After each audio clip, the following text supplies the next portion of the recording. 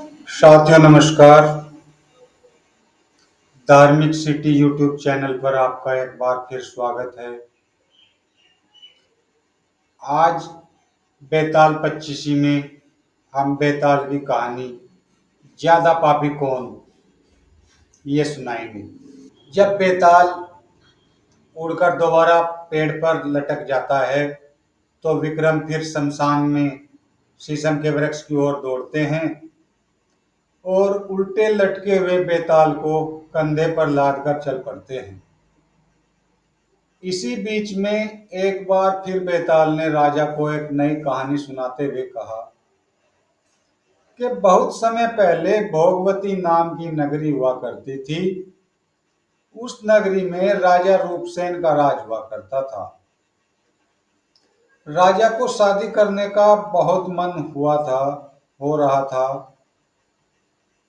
एक दिन राजा ने अपने चिंतामणि नाम के तोते से पूछा कि बताओ मेरी शादी किसके साथ होगी। तो तोते ने कहा कि मगध की राजकुमारी चंद्रवती से होगी। राजा ने तोते की बात सुनने के बाद एक ज्योतिषी को बुलाकर यही सवाल पूछा। तो ज्योतिषी ने भी राजा को वही उत्तर दिया जो तोते ने दिया था। मगध की राजकुमारी को भी अपने होने वाले वर के बारे में जानने का बड़ा मन था। राजकुमारी ने अपनी मैना मंजरी से पूछा, अरे यह बताओ मेरा विवाह किसके साथ होगा। तो मैना ने भी राजकुमारी को राजा रूपसेन से शादी होने की बात बताई। इतना सुनने के बाद दोनों नगर की तरफ से शादी का न्योता एक दूसरे को भेज दिया गया, जो स्वीकार हो गया। इस प्रकार राजा रूपसेन और राजकुमारी की शादी हो गई। शादी होने के बाद रानी अपने साथ मैना को भी ले आई। राजा ने अपने तोते से मंजरी की मैना थी जो शादी अपने तोते से करवा दी। दोनों को एक ही पिंजरे में रख दिया। एक दिन किसी बात को लेकर मैना और तोते के बीच में बहुत बहस होने लगी। मैना गुस्से में कहने लगी, पुरुष पापी, धोखेबाज और अधर्मी होते हैं। फिर गुस्साए तोते ने कहा, स्त्री लालची, झूठी और हत्यारी होती है। तो दोनों के बीच का झगड़ा इतना बढ़ गया कि यह बात राजा तक पहुंच गई। राजा ने दोनों से पूछा, क्या हुआ, तुम दोनों क्यों लड़ रहे हो। तो मैना ने झट से कह दिया कि महाराज, आदमी बहुत बुरे होते हैं, और फिर सीधे कहानी सुनाने लग गई। कहती है कि सालों पहले इलाहापुर नगरी में महाधन नाम का सेठ रहता था। उस सेठ के घर शादी के कई सालों बाद एक लड़का पैदा हुआ। महाधन सेठ ने उसका बड़े ही अच्छे से पालन पोषण किया। अच्छे संस्कार मिलने के बाद भी सेठ का बेटा बड़ा होकर जुआ खेलने लगा। जुए की लत में वो सारा पैसा जुए खेलते हुए हार गया। इसी बीच सेठ की भी मौत हो गई। जुए की लत की वजह से न तो लड़के के पास पैसे बचे और न पैसे कमाने वाला बाप। तो लड़का अपना नगर छोड़कर चंद्रपुरी नगर पहुंच गया। नए नगर पहुंचकर लड़के की मुलाकात कर्ज देने वाले साहूकार हेमगुप्त से हुई। लड़के ने अपने पिता के बारे में साहूकार को बताया और एक झूठी कहानी उसको सुनाने लगा। उसने बताया कि वो जहाज लेकर बहुत बड़ा सौदा करके लौट रहा था। उसी समय समुद्र में इतना तेज तूफान आया कि उसका जहाज वहीं डूब गया और वो बच बचाकर यहाँ पहुंचा है। इतना सुनते ही साहूकार ने उसे अपने घर में रहने की इजाजत दे दी।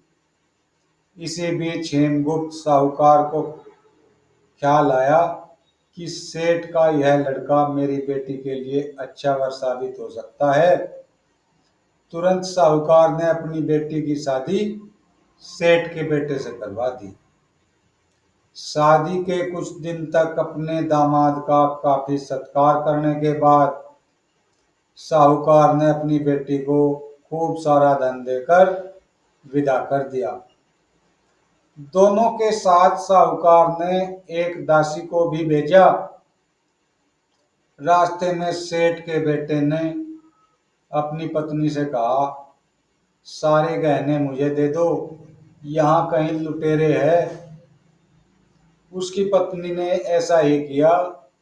जेवर मिलते ही उसने दासी को मारकर कुएं में फेंक दिया और अपनी पत्नी को भी कुएं में धक्का दे दिया। लड़की जोर जोर से रोने लगी। उसकी रोने की आवाज सुनकर एक राहगीर ने उस महिला को कुएं से निकाला।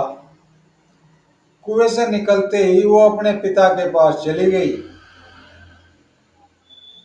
उसने अपने साहूकार पिता को सच्चाई नहीं बताई। उसने कहा, कुछ लुटेरों ने उन्हें लूट लिया और दासी को मार दिया। साहूकार ने अपनी बेटी को दिलासा देते हुए कहा, चिंता मत करो, तुम्हारा पति जिंदा होगा और वह कभी न कभी लौट कर जरूर आ जाएगा। उधर लड़का अपने नगर पहुंचा। दोबारा सारे पैसे और जेवरात जुए में हार गया। पैसे खत्म होने के बाद उसकी हालत फिर बुरी हो गई। इससे परेशान होकर लड़का दोबारा साहूकार के पास जाता है। वहां पहुंचते ही उसकी मुलाकात पत्नी से होती है। वो उसे देखकर बहुत खुश होती है और बताती है कि उस दिन जो कुछ भी हुआ उसने अपने पिता को नहीं बताया। वो उस झूठी कहानी के बारे में अपने पति को बताती है। जैसे ही साहूकार अपने दामाद को घर में देखा तो उसने उसका बहुत स्वागत किया। कुछ दिन साहूकार के घर में रहने के बाद एक रात को मौका देख के सेठ का बेटा अपनी पत्नी को मार कर उसके सारे जेवरात लेकर फरार हो जाता है। कहानी बताने के बाद मैना कहती है कि महाराज, ये सब होते हुए मैंने खुद अपनी आंखों से देखा है।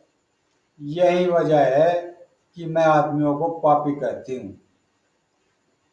मैना की कहानी सुनने के बाद राजा ने तोते से कहा, अब तुम बताओ, स्त्रियों को बुरा क्यों कह रहे थे।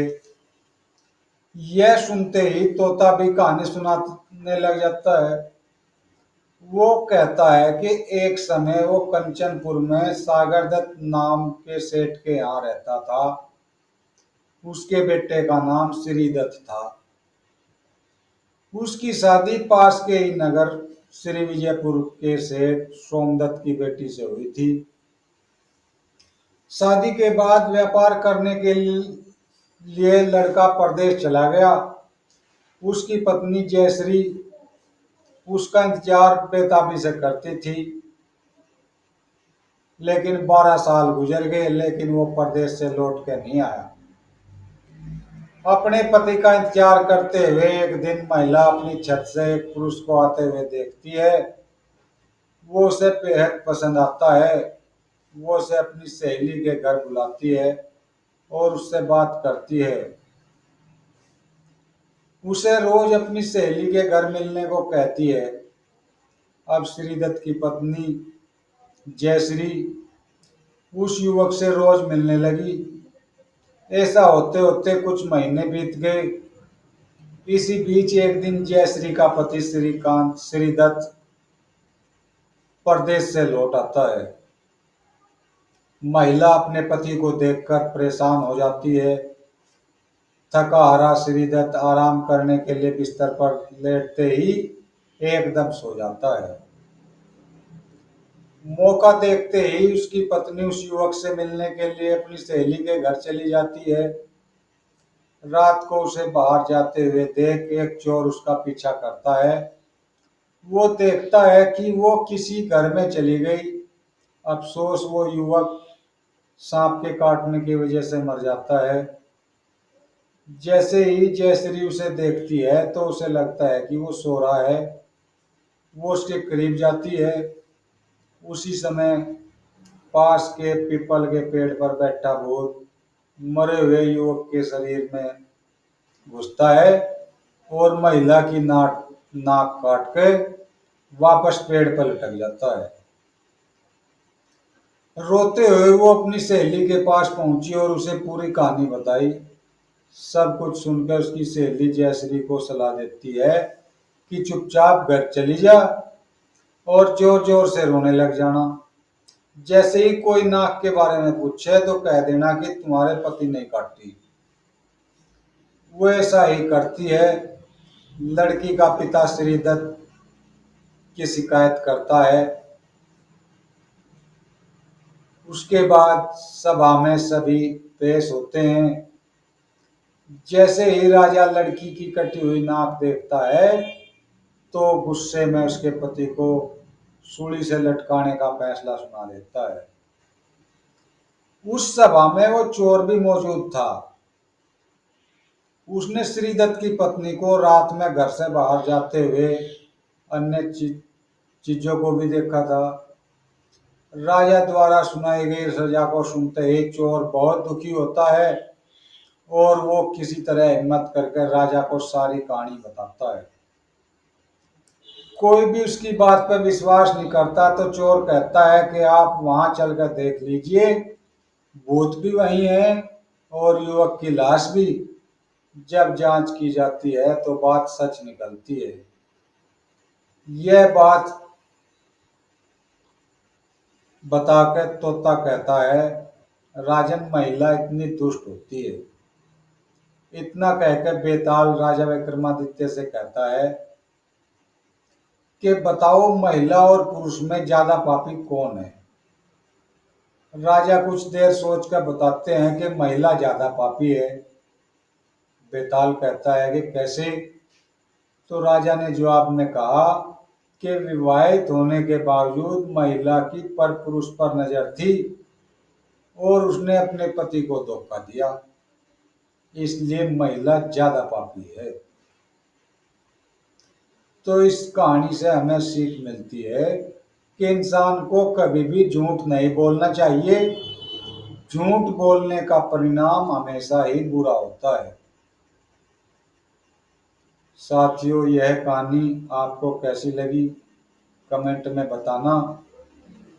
वीडियो को लाइक करना और इससे अगली कहानी सुनने के लिए आप हमारे चैनल को सब्सक्राइब कर ले, जिससे आने वाली वीडियो आपको मिलती रहे।